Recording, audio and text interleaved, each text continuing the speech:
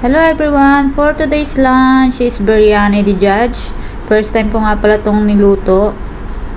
Then ayun na nga, nagpainit na ako dyan ng kaserola at nilagyan ko ng mantika. Nung mainit na, nilagay ko na rin itong ating sibuyas. Then hinalo-halo ko lang siya hanggang sa mag-golden brown. Then pagkatapos nga niyan, inad ko na rin itong bawang at saka yung luya. Then hinalo-halo ko nga lang pala yan hanggang sa maging ganito na siya. Then pagkatapos inad ko na yung ating manok dyan, nalinisan ko na yung kanina. Then drain ko lang para mawala yung tubig-tubig niya. Isang buong manok nga lang pala yung aking niluto dyan dahil hindi naman kakain yung iba dahil tapos na silang kumain ng almusal. Isang beses lang kasi silang kumain dito ng kanin kaya yan lang, isang buo lang.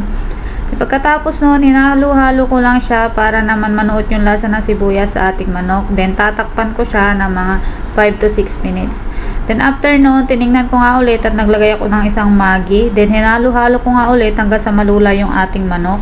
Then pagkatapos nga no, nagad ako dyan ng 2 pirasong kamatis. Inislice ko nga lang pala siya ng ganito kaliliit. Then hinalo-halo ko para naman magsama-sama sila.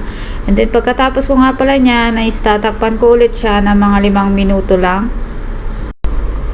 Huwag nang alalahanin yung manok dahil hindi yan madudurog.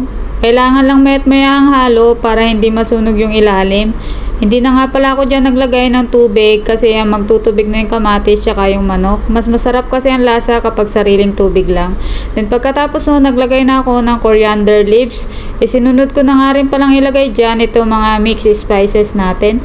Tigkakonti nga lang pala yan dahil ayaw ng nanay ko ng marami. Nagad na rin ako dyan ng black pepper, turmeric, cumin powder, at saka ng coriander powder. Pagkatapos noon, hinalo-halo ko lang siya ng mabuti para naman mag-mix yung ating mga nilagay na pampalasa sa ating manok. Then pagkatapos nga niya, nag-add rin ako dyan ng tomato paste, tansyahan laang. Pagkatapos noon, tinakpan ko lang siya ng mga ilang minuto. And then nag-add nga rin pala ako dyan ng lemon juice. Then pagkatapos nga niyan, tsaka ko siya hinalo ulit. Ito na nga, hindi ko siya nilagyan ng tubig. May sarili siyang sauce. Kaya hindi na kailangan lagyan pa ng tubig. Pagkatapos nga, nag-add na rin ako nitong isang yogurt. Then pagkatapos hinalo ko lang para ma-coat sa ating manok. At lulutuin ko nga pala yan sa isang mahinang apoy ng 10 to 15 minutes para hindi masunog yung ilalim. Di ba nga sabi ko sa inyo, hindi na kailangan lagyan ng tubig pa kasi may sariling sauce na yan. Then pagkatapos nga pala nun, ay eto na siya, luto na. Isi-set aside ko nga lang pala yan dahil magluluto ako ng kanin. Sa kabilang banda nga ay nagpakulo na ako dyan ng tubig. Nilagyan ko lang na cinnamon stick, cloves, laurel, oil, tsaka salt. Nung kumukulo na ay nilagay ko na rin itong ating kanin dyan.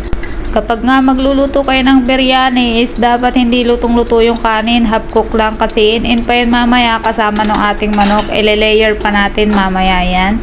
Tinakpat ko nga lang pala yan habang iniintay ko siyang kumulo. Kailangan nyo lang bantay-bantayan kasi baka ma-overcook. Ito na nga pala yung kinalabasan ng manok, tapos na siyang lutuin kaya pinatay ko na yung apoy dahil baka masunog pa. At nung naluto na nga yung ating kanin, dinrain ko na siya dahil ile-layer na natin. Naglagay nga lang pala ako sa kaserola ng maunting mantika para hindi masunog na masyado yung ilalim. Pagkatapos, inilagay ko nga pala yung kalahati ng kanin dito sa ating kaserola at ipinatong ko yung manok na niluto kanina. Isinama ko na nga rin pala dyan yung kalahati din ng sauce.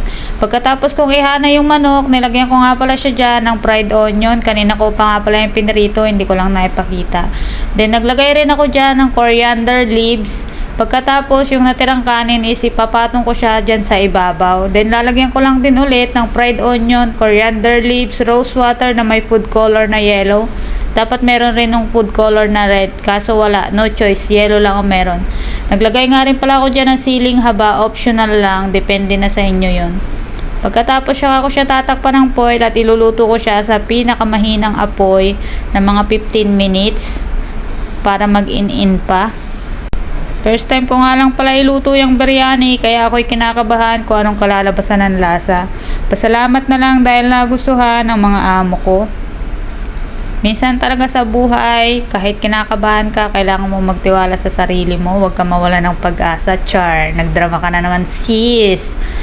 So ayun nga, tiinin ko na siya sa mahinang apoy. Then eto na nga pala yung kinalabasan ng aking biryani. Yun lang, thank you for watching.